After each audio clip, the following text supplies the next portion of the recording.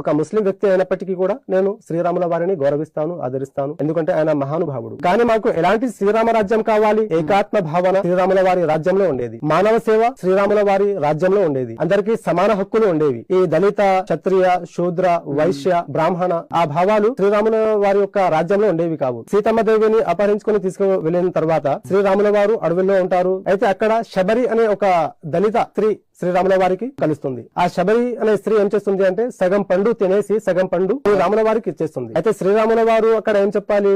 నా కులం ఎక్కువ కదా, నువ్వు దళితురాలివి, నీ పండు నేను ఎందుకు తినాలి అని చెప్పారా? అక్కడ చెప్పలేదు. ఎటువైపు నుంచి అయితే ఆ దళిత స్త్రీ కొరికిందో అటువైపు నుంచే కొరికారు. అలాగని మనం ఉంటే ఏం చేస్తాము? తిప్పేసి ఇటువైపు నుంచి కొరుకుంటుంటారు. మనం ఇక్కడ ఉచ్చనిచ భావాలు చూసుకుంటున్నాము. కానీ శ్రీరాముల వారు అంత మహోన్నత జ్ఞానం కలిగిన వ్యక్తి కాబట్టి ఆయన ఆ దళిత స్త్రీ తిన్న పండుని అటువైపు నుంచి కొరుకుని తిన్నాడు. అలాంటి భావాలు ఒకవేళ మన సమాజంలో ఉంటే శ్రీరామ రాజ్య స్థాపనకు మేము కూడా సహకరిస్తాము. మేము కూడా దానికి సమ్మతమే.